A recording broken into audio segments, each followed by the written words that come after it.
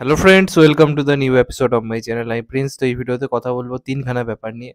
একদম প্রথমে যেটা নিয়ে কথা বলবো সেটা হচ্ছে আপকামিং যে থেরির রিমেক হতে চলেছে, মানে হতে চলেছে না, অলরেডি হয়ে গেছে। সেটার অ্যানাউন্সমেন্ট কিন্তু খুব শীঘ্রই হতে চলেছে, এবং এটার একটা টিজার যেটুকু জানা যাচ্ছে এখনো পর্যন্ত আসতে পারে, এবং এটা অ্যাডলি মানে সহ পরিচালক হিসেবে কাজ করছে, মানে তার প্রোডাকশন হাউস রয়েছে কাজটার সঙ্গে। মেইন ডাইরেক্টরের নাম হচ্ছে বেসিক্যালি ক্যালিস। তিনি এটা ডাইরেক্ট করছে, এবং এটা থেরির রিমেক হতে চলেছে, একদম অফিসিয়াল রিমেক তারা জানিয়ে দিয়েছিল। এবং এখানে আহ, আমাদের তেলাপতি বিজয়ের পার্টটা করছে হচ্ছে বরুণ ধাওয়ান। তো এবার দেখা যাক ফাইনালি কেমন। এখনকার দিনে রিমেক তো একদমই করা উচিত নয় সত্যি কথা বলতে গেলে, এবং থেরির মতো একটা সিনেমা যেটা এত লোক দেখে নিয়েছে, তো সেটার রিমেক কতটা মানে বক্স অফিস আনতে পারবে তাই নিয়ে আমার যথেষ্ট ডাউট রয়েছে। কারণ লোকের তেলাপতি বিজয়কে এমনভাবে মনে রেখেছে এই সিনেমাটাতে। আমি তো প্রথম তেলাপতি বিজয়কে নোটিস করেছিলাম এই সিনেমাটাতেই, তারপরেও পুরোনো নতুন সব কাজ দেখি। প্রথম থেরি থেকেই আমার তেলাপতি বিজয়ের একটা মানে তেলাপতি বিজয়ের প্রতি ভালোবাসাটা আমার প্রথম কিন্তু থেরি থেকেই স্টার্ট হয়েছিল। তো সেই সিনেমাটা করছে বরুণ ধাওয়ান। এটা কতটা ভালো চলবে সেটা নিয়ে আমার যথেষ্ট ডাউট রয়েছে। এবার দেখা যাক কতটা নতুনভাবে জিনিসটাকে প্রেজেন্ট করতে পারে। এবার সিনেমাটার নাম সামনে আসছে, মানে যেটা আর কি হিন্দিতে রিমেকটা যেটা নাম হতে পারে, সেই নামটা এটা জানা যাচ্ছে বেবি জন।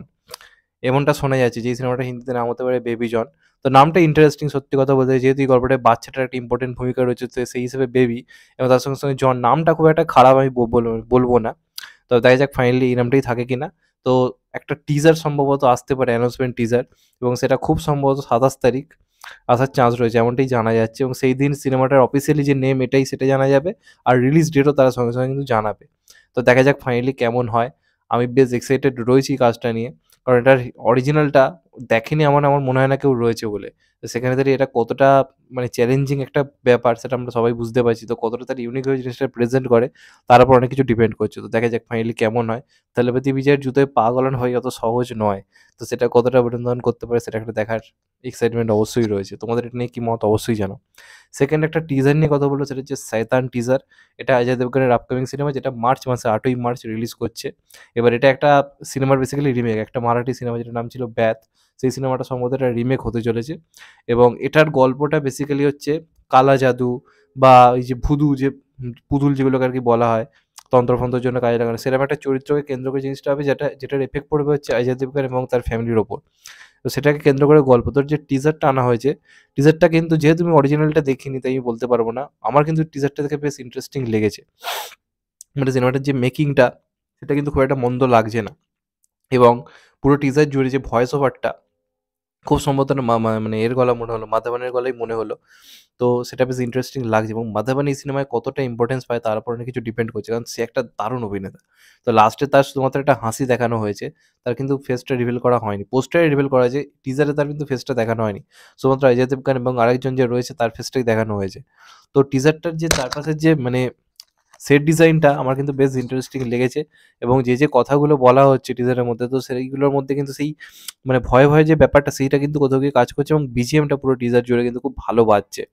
এবার কতটা এটাকে ভালো বানাতে পারে, কারণ সত্যি কথা বলতে গেলে মানে আমাদের ইন্ডিয়ান সিনেমাতে খুব ভালো হরর সিনেমা খুব কম হয়। টুম্বারটা হয়েছিল একদম অন্য লেভেলের কাজ। তো এটা রিমেক সিনেমা, এটাকে কতটা মানে রিমেকটাকে কতটা দারুণভাবে অন্যভাবে প্রেজেন্ট করতে পারে, কারণ অরিজিনালটা অনেকেই দেখেনি। তো সেই হিসেবে এটাকে যদি সঠিকভাবে প্রেজেন্ট করতে পারে এটা ওয়ার্ক করবে। তো দেখা যাক কেমন হয় ফাইনালি। অজয় দেবগনের এবং আরমান দেওয়ান একসঙ্গে একটা সিনেমায় পাওয়া এটা একটা বিরাট বড় ব্যাপার। দুই মানে স্ট্রং পাওয়ার মানে কি বলবো অভিনেতা পারফর্মার। তো তারা যদি ঠিকমতো নিজেদের মানে স্পেসটা পেয়ে যায় সিনেমাতে, তারা একাই খেলা বার করে দেবে।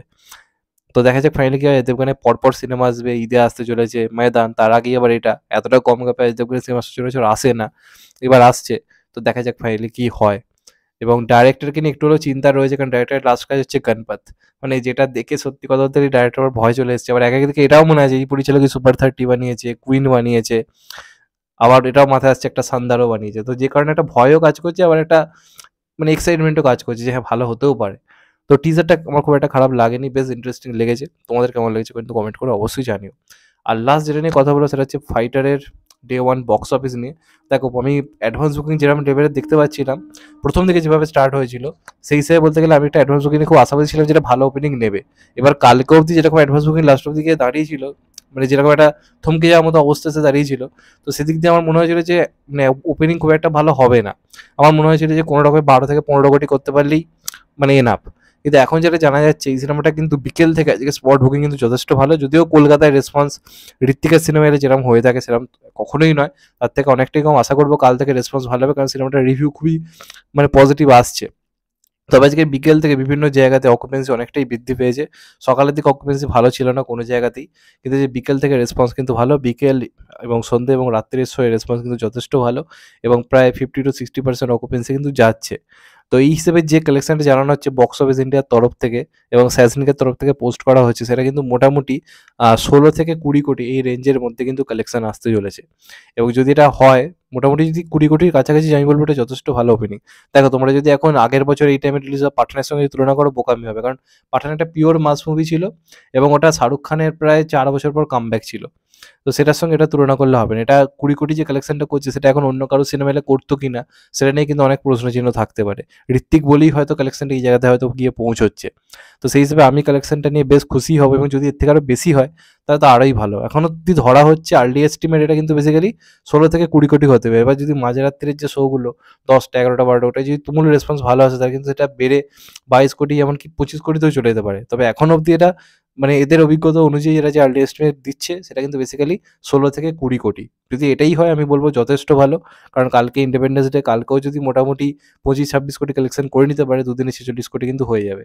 আর তারপর রোববার রয়েছে এখনো। তো আমার মনে হয় প্রথম 4 দিনেই একটা ভালো জায়গাতে সিনেমাটা পৌঁছে যাওয়ার কিন্তু চান্স রয়েছে।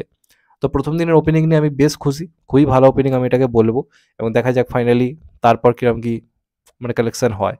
তোমাদের এই ওপেনিংটা নিয়ে কিরম বক্তব্য অবশ্যই কমেন্ট করে জানাও। তোমরা খুশি নাকি এর থেকে বেটার হওয়া উচিত ছিল, না এর থেকে ঠিকঠাক এটা অবশ্যই কমেন্ট করে জানাও। চ্যানেলটা নতুন হলে চ্যানেলটাকে সাবস্ক্রাইব করে দিও, and get the bell icon. ভালো থেকো সবাই, টেক কেয়ার, নমস্কার, আবার দেখা হবে। এখন তো ভাই সবাই ভালো থেকো, সুস্থ থেকো, নমস্কার, টেক কেয়ার, আবার দেখা হবে, নমস্কার।